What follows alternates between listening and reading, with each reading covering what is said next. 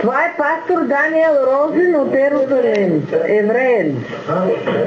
Стани силни народе, защото аз ти призовах да бъдеш светиш фар и здрава кула на много земи.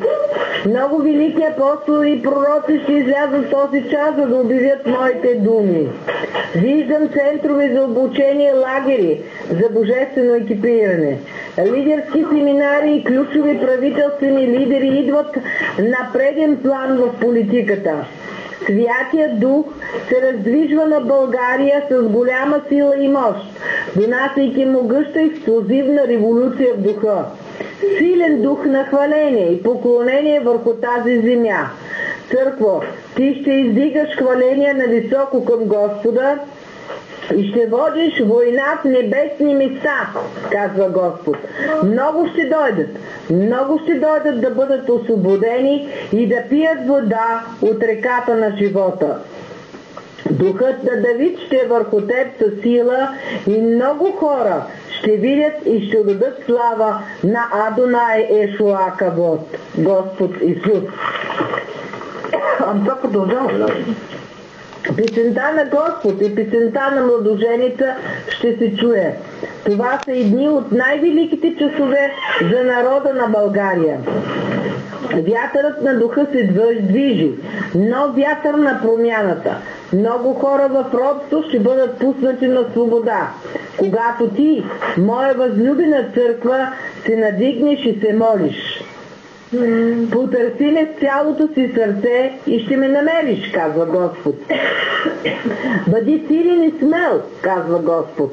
Не бъди слаб или ми кошав по сърце, защото си ми топор, бойна секира и бойно оръжие, казва Господ. Аз ще ви изстрелям до четирите краища на земята и ще се надигнете като силен мъж за война. Овладейте меча на победата и издигнете високо знамето на Господ. Силният и злата власт на врага ще бъдат разбити, когато тази земя се обедини, за да триумфира в Господа. Вик на милост ще се издигне за потиснатите и сирачето, дори боен вик, казва Господ.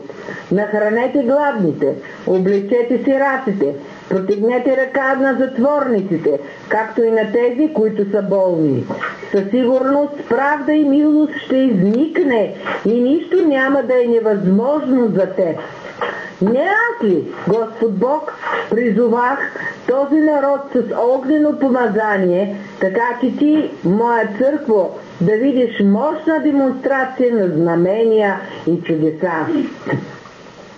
Много погледнаха, за да видят как една нация може да изяви силата и да включи и интегрира работата в духа, но България, дадохте ключове към изцеление на народите. Правителства ще дойдат пред църквата да чуят словото на Господа, дори царе и президенти, казва Господ. Погледнете на себе си като издигаща се на по-високо ниво, тъй като България се извисява на крилете на орел в името на Ешуа Месията. Благословен, благословен, благословен! Живот, сила, надежда, победа, казва Господ. Аз изпратих силни воюващи ангели за защитата и запазването на мощни пророчески планове, които аз, Господ, имам за теб. Поради големия изблик на Господното присъствие в тази земя, ще се повиси икономическия стандарт и мнозина ще дойдат не само заради флората и фауната, но заради славата на Господа, заради пълнотата и сладостта на нашия Адонай Ешуа. Идват горещи, слънчеви и светли дни, като земята ще разцъфи и полетата ще пеят от радост на Всевишния. Звукът на тръбите и роговете ще се чува по улиците. Радост и танци ще изпълнят улиците и много велики и тайни неща ще бъдат извършени, казва Господ. Да, виждам дори ангелски посещения и божествени прояви на свръхестественото. Страхът от Господа ще кръсти тази земя от север до юг, от изток до запад. Непременно ще видите най-доброто, казва Господ. Ще се върне в живот молитвата денем и нощем и ще възникнат 24-часови събирания за молитва и хваление, казва Господ. Това е сезон на ликуване и радост, казва Бог. О, слушай се в съвета и мъдростта, които викат за разбиране. Вие, стражи на Господа, наблюдавайте, молете се, постете и ще видите да извира гейзер в духа, да изригва огън и слава в областта на духа в името на Исус Христос, Ешуа Машия. Гладувай и жадувай за мен и ще видиш мощно задвижване на белези, чудеса и знамения. Издръжливост и постоянство ще бъдат твоя девиз в близките дни, казва Господ. Духовното затопляне ще продължи и мнозина ще бъдат привлечени от моята любов и сила, казва Адонай Ешуа Месията, Господ Исус Христос. Приемете мен и моята любов, казва Господ. Предайте се на мен и аз ще излея своите реки и пресни извори ще надигнат във вас като реки. Мнозина ще виждат видения и ще сънуват сънища, казва Господ. Духът на Елисей със сигурност няма да се изплъзне от онези, които ме търсят. Ще излея пророчества като могъща река и пороен дъжд в духа. Небето ще целуни България в това последно време.